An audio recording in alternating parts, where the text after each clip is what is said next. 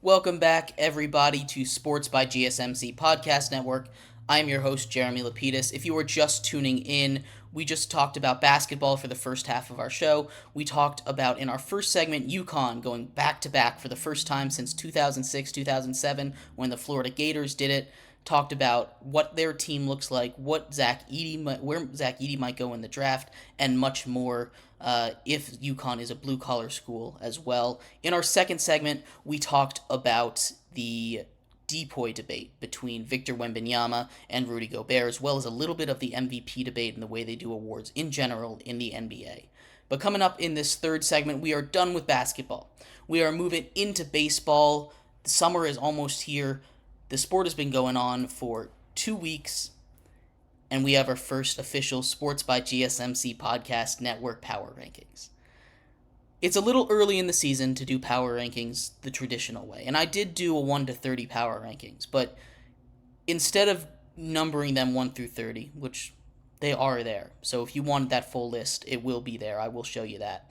But I separated them into tiers, and we'll get into all of that in just a second. But before we do, remember, if you would like to be an even bigger part of the show than you already are, all you need to do is go to gsmcpodcast.net. Leave a tip or donation with a message. It'll pop up on the bottom of the screen here for you, me, everybody else around the world to see. You can control what we talk about here on Sports by GSMC Podcast Network with your tip and donation. Anything you want to ask, burning question about sports, about life, about anything, we will have a discussion about it. All you need to do is leave that tip or donation at gsmcpodcast.net. We appreciate anything that you do give. Once again, that link is gsmcpodcast.net. Like I was saying, April MLB Power Rankings. 2 weeks into the season is a little early to really see how these teams are going to end up, but I feel pretty good about these power rankings. We've made a list. I've separated it into 1, 2, 3, 4 tiers. Tier 1 is contenders. No doubt contenders in my mind. These teams are primed to make a deep playoff run. Second tier is playoff teams. And the third tier is anything could happen. The meh tier, the oh my goodness, this is chaos tier. There's a lot of teams in that tier. And then we shove it all the way down to the bottom with, and that tier I guess we could call the wild card tier. And the final tier is tank tier. Tank tier, there are 5 teams. Contender tier, I've got 4. I've got 4 teams, 5 teams in the playoff tier, and the other 15 are all in the wild card tier. So we'll take a look at all the tiers in just a second. We'll start at the bottom, right? As all good power rankings go, with my tank tier. These teams are basically done. Call it a season.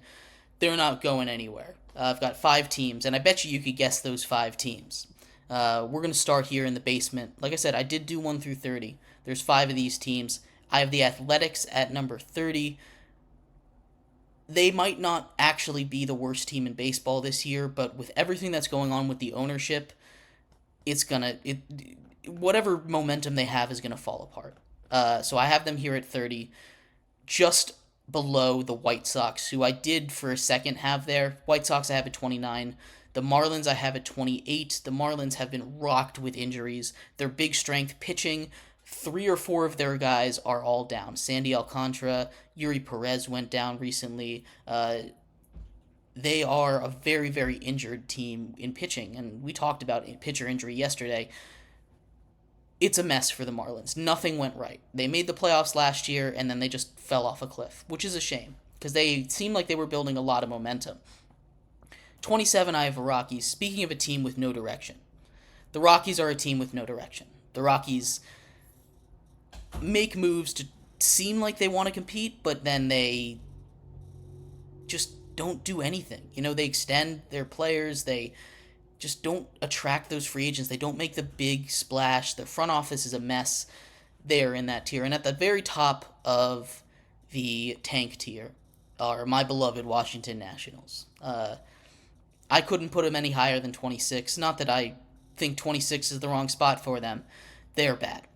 They're really bad. The organization continually makes mind-boggling decisions about their prospects. I really thought they'd call at least James Wood up, for the season after the spring training he had. But they're bad. They're really bad.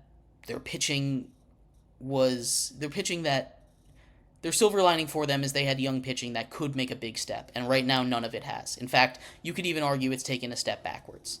So the Nationals are not a very good team. They're there at 26, and that concludes our tank tier. In our next tier, this is the vast majority of teams. This is the wild card tier. This covers teams all the way from the Angels at 25, who only save themselves from the tank tier because they have a guy named Mike Trout on their roster.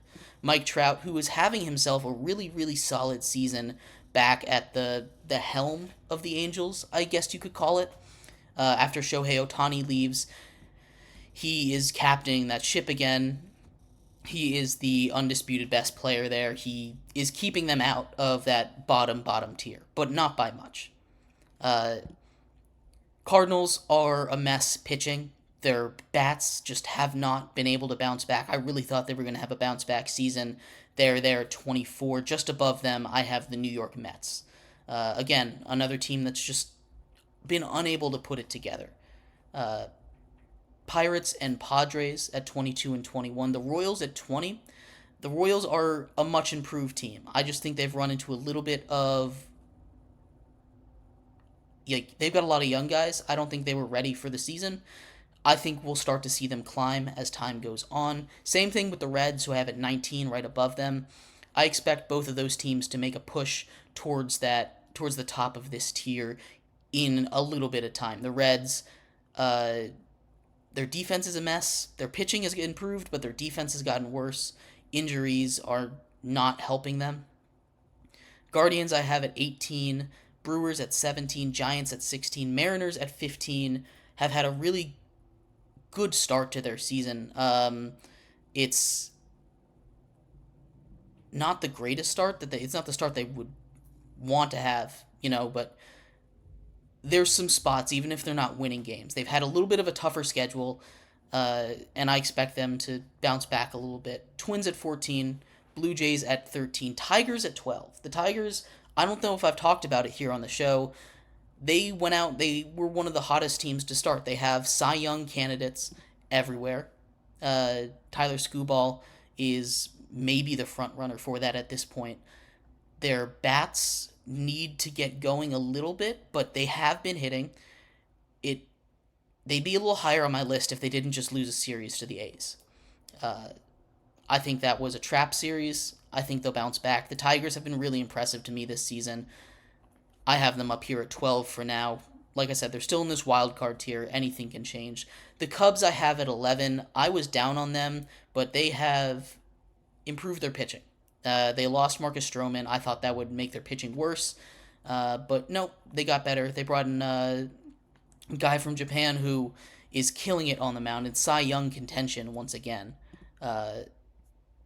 So lots, again, it's really early to say that. But Shoto Imenaga, is pitching lights out. So the Cubs are up here at 11 for me. Heading into the top 10. At number 10, I have the Boston Red Sox. The Red Sox, who Tyler O'Neill has been a huge, huge boon for them. Hitting home runs like it's nobody's business. I believe he set a record with 5 straight home runs on opening day, 5 straight seasons. A home run on opening day in 5 straight seasons. The Red Sox have holes, but the way they're playing right now, as long as the bats keep swinging, they might be able to compete for a wild card spot there in the AL. Then the final team that I have on this wild card tier is the Rays. And it's nothing against the Rays. The Rays always figure it out. I almost put them in the playoff tier just because it's the Rays. But they haven't jumped out at me as anything special, so I struggle to put them up there. Maybe I should have put them in the next tier, but the Rays are a very good team. They'll always figure it out. The Rays front office is maybe the best in the major leagues, just behind the Dodgers maybe. But very, very good at baseball. The Rays are. The lineup continues to hit even without some of their big pieces. Pitching, always pitching with the Rays. They are 3 steps ahead of everyone else, it seems, every single season. It's really impressive how they continue to get the best out of their pitchers with analytics, and they don't pay people that much. So I'm always super impressed by the way that the Rays run things. They are in the top 10 at number 9 in my first power rankings. At number 8, I have the Arizona Diamondbacks, the runners-up in last year's World Series. They came out of the gates with fire. They scored 14 runs in one inning in opening day, but that was against that was against the Rockies. So we don't want to take too much from that. They've taken a step back from the Rockies series. They're still a very, very good team. Pitching is not exactly where you want it to be, but still a solid start to the season for the Arizona Diamondbacks. Into the top, like I said, that's the start of the playoff tier. At 7, I have the Astros. The Astros, who have already thrown a no-hitter. They started off 0-4 after losing. They got swept in their opening series against the Yankees. The Yankees, who are playing incredible baseball even without their ace Garrett Cole right now. The Astros have bounced back pretty solid from there. Like I said, they threw a no-hitter. Ronel Blanco almost threw another no-hitter back-to-back. I believe he had one through 7 innings before he got broken up. That would have been an incredible story. But the Astros here at number 7. I have the defending World Series champions Rangers at number 6. They've been just proving why they won the World Series. They are a very, very good baseball team. The Rangers are. They continue to, win games, and they win them handily. They've played 10 games now. They haven't had an opportunity for a save, so they're either winning or they're losing. And when they win by a lot. And that's not the worst position to be in. They'll be fine. At number 5, I have the Philadelphia Phillies. They did just lose a game to the Nationals, but that lineup, Trey Turner, if he can get going again, they're going to be a very scary team, just like they were last time. Last year, their pitching, especially at the top of the order, is insane. You have your big 3 up there, obviously. It's tough to go against this team.